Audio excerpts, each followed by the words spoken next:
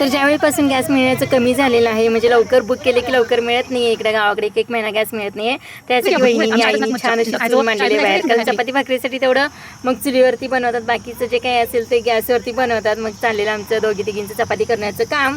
आणि इकडं जे काही इलायची असतात ना, तर ते लहानपणीच्या खूप आठवणी जाग्या झाल्या. आम्ही शाळेत होतो ना, तर तेव्हा असं शाळेतून जायचं, चिंचा वगैरे काढायच्या, खायच्या, अशी मज्जा असते. आणि इथं आमच्या घरासमोरच एवढं मोठं चिंचेचं झाड आहे की चिंचा खायला सुद्धा कोण नाहीये. मी आल्यापासून जरा जरा काढते चिंचा आणि भरपूर अशा चिंचा आहेत वरती. तर या चिंचा बघून ना सगळ्यांना अशा पहिल्याच्या आठवणी जाग्या झाल्या असतील बघा. तुम्ही पण अशा प्रकारच्या चिंचा भरपूर खाल्ल्या असतील शाळेत असताना किंवा घरी वगैरे. तर आमच्या इथं पण एवढं मोठं झाड आहे ना, खूप आणि गोड चिंचा आहे. त्यामुळे सकाळी सकाळी काढलेल्या अशा लाल लाल भडक चिंचा बघून असं तोंडाला पाणी सुटत होतं.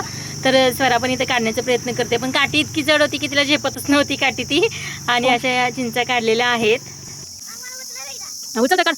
तर लहानपणी अशी समजत होती बघा, याच्यातला बी आहे ना, तर तो पूर्ण नकानी सोलायचा, म्हणजे पांढरं होऊ द्यायचं नाही अजिबात, आणि उशाखाली ठेवायचं आणि पैसे तयार होतात असं काहीतरी म्हणायचे. तीच आठवण मला इथं आली. तर संध्याकाळच्या वेळी चाललेलं चुलीवरती तिथं चपाती वगैरे बनवायचं. मग म्हटलं वहिनीला मी गोळे करून देते, तुम्ही भाजा आई, चपाती लाटून देते. असं दोघी तिघी मिळून आमचं इथं चपाती करायचं काम चालू आहे.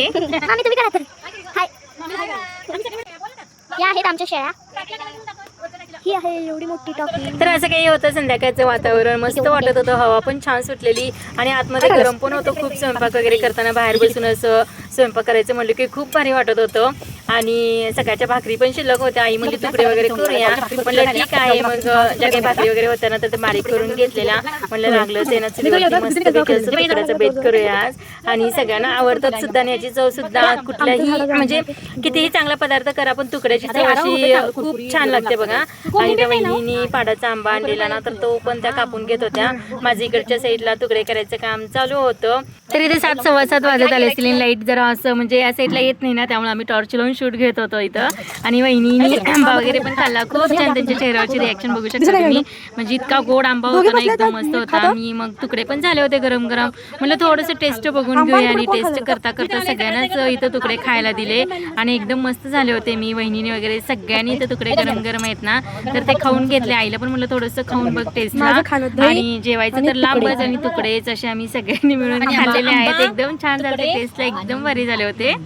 तर चपात्या ते सगळ्या झाल्या होत्या. आणि आई म्हणत होती की गॅसवरती करा, कढई वगैरे जास्त काळे होत्या. म्हटलं होऊ दे, म्हटलं काही फरक पडत नाही, पण चुलीवरती एकदम छान होतंय बघ. आणि तर सगळ्यांनी कढईभर तुकडे आहेत ना, तर तेच दिले टेस्टला, एकदम भारी झाले होते. आणि सगळ्यांनी प्लेट असे खाल्ले. मी वहिनीने एकत्रच खाल्लेले आहेत. आणि कोणाला दही वगैरे घालून असं तुकड्या होतात, श्रावणी दही घालून खात होती. आणि मस्तपैकी तर भांडी घासूनच डायरेक्ट आतमध्ये गेलो. जेवण काही शिल्लक राहिलं होतं करायचं, परत जेवण वगैरे केलं, आंबे असे पाहिले आणि संध्याकाळी थोडंसं फिरून आलं. हा होता आजचा दिवस, कसा वाटलं नक्की.